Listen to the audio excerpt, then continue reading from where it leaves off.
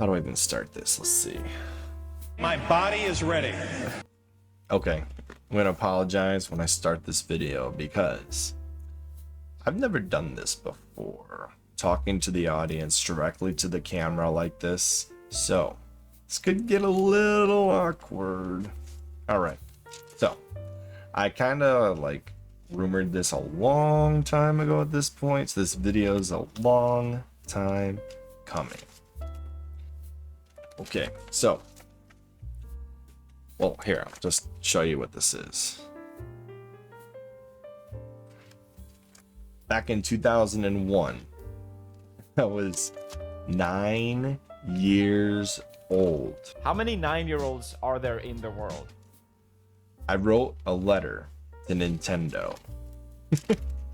And they responded. And that's what this is. Okay? So, here's what I'm going to do. I'm going to read you guys the response from Nintendo.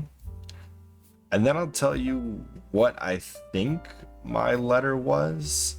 And then we'll dive into why I wrote it. So, here we go. All right.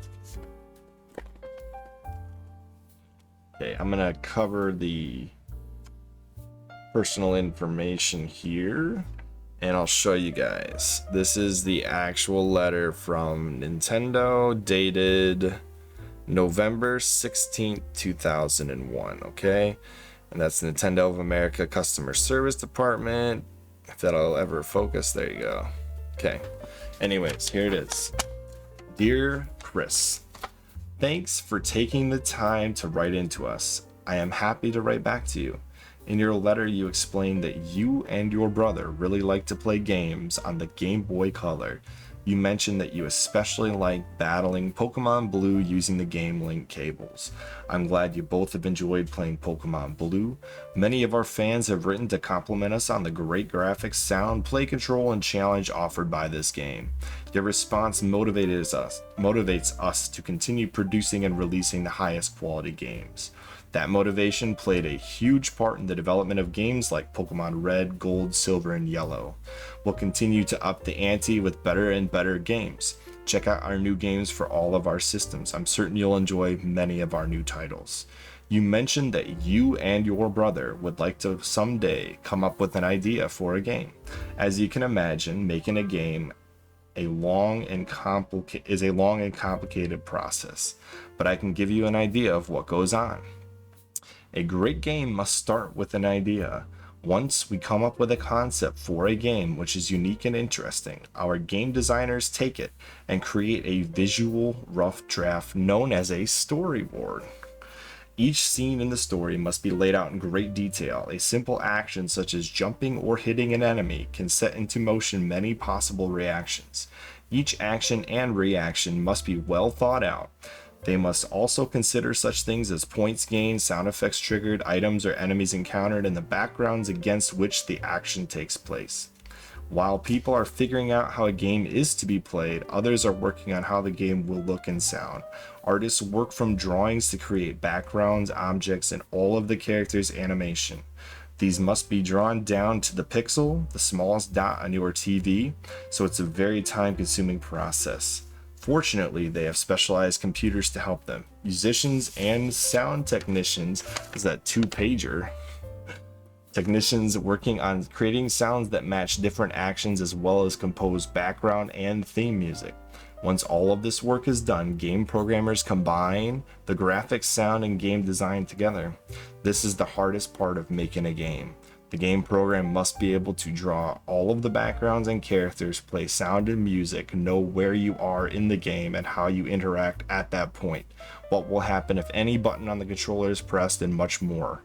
The game must be tested extensively as it is programmed to ensure there are no mistakes in it. Modern games not so much, but back in the day, and actually Nintendo, I guess, yeah, we'll get back to that. Okay, let's see here. The developers may also see areas for improvement and decide to alter certain elements. Games undergo hundreds of changes during this part of their creation. Once a game is completely programmed, one of two things will happen. For cartridges, like those used for the Game Boy games, hardware engineers use a device to burn, electronically write, the finished software program onto read-only memory chips. For upcoming Nintendo GameCube, and in parentheses it says GCN, games, a special laser is used to burn the completed software program onto an optical disc. This is the same way CDs or DVDs are made. Finally, for game packs, an assembly line mounts ROM chips and other electronic parts onto circuit boards before sealing them with injection molded plastic cases. These cases are the game packs that you buy. For upcoming GCN games, they imprint a picture onto an optical disc, and then the disc is placed into a case similar to the cases for DVD movies. Most of our games and systems are created and assembled in Japan.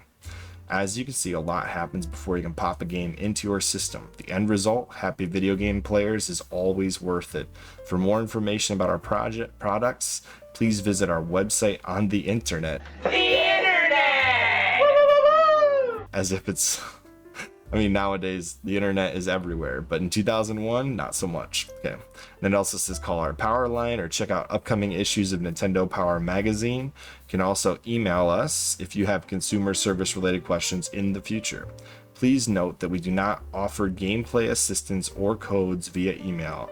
Thanks again for writing, Chris. It was a pleasure writing you back. Nintendo of America, Inc.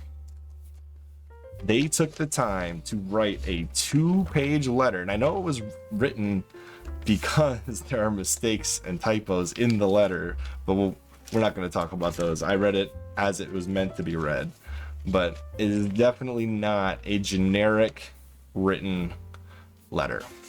Okay, so what could I have been writing to Nintendo about that would have received a 2-page response such as this? So we're all here for the first and only lesson in the Sonichu 101 class with me. Well, here's the answer. I've consulted with my brother and really thought about it, and not to mention shout out to my mother, who clearly sent the letter I wrote to Nintendo of America back in the day, 2001. 9-year-old Chris writing a letter to Nintendo. But the idea was, I had pitched my own Pokemon game. Okay, I don't talk about Pokemon much on the podcast, but it was a huge part of my life growing up in the 90s with my Game Boy Color. Huge Pokemon Blue, Pokemon Gold, and Pokemon Crystal fan. Still have my carts from back in the day. Got 151 Pokemon on Pokemon Blue version. I know I've actually posted screenshots of my certificate of completion of the Pokédex several times on Twitter, but for those of you that don't know, I've had Pokemon Blue since it first came out. So my thought process in 2001 time frame was that in a future like dystopian Pokemon landscape, all the Pokemon would be extinct. You're talking like millions of years after all of the Pokemon games have taken place, and all you can find are fossils. Well, in Pokemon Blue version, you can take the fossil to the museum and essentially bring the Pokemon back. Well, in this future version, you would essentially find fossils by digging, and that would be the replacement of finding Pokemon in the wild, battling them, and collecting them. You would just dig and collect fossils and then bring them back using the method from Pokemon Blue version. You take them to a museum or some kind of center where they would bring back the Pokemon from the fossils. And I had created Pokemon Fossil version was my thought. I even had like a good 30 or 40 unique Pokemon with evolutions and everything, and I sent this just giant letter, stacks of Pokemon I had come up with to Nintendo of America, thinking like, oh my gosh, they're gonna hire me, a 9-year-old, to help create my own Pokemon game. And then when I got this letter back in 2001 as a 9-year-old, I was like, dude, what the hell? They didn't like it. But now that I'm seeing this, I found this in like a drawer somewhere. I was like, holy cow, somebody at Nintendo took the time to to mail me a letter back because they cared about the fans of Nintendo in the early 2000s. I just thought that was really cool. And Nintendo, if you watch this video, I still think Pokemon Fossil version is a genius idea. I mean, you guys made Pokemon Let's Go. This could be similar with no combat for collecting Pokemon, but just combat against other trainers. And then you could almost have like a Minecrafty Terraria style digging minigame to find the fossils. I don't know, just my thoughts. There's a lot of ways you could do it. And if you're running out of ideas, there you go. Pokemon Fossil version. Anyways, thank you, Nintendo, for taking the time to write me a letter in 2001. That's really cool. I actually didn't even remember this happened until I stumbled upon the letter myself. So cool. If you guys have any questions, comment below. And if you want me to expand on Pokemon Fossil version, I can do another video on it. We could talk more about it, but that's it. That's my letter to Nintendo from 2001. And cool.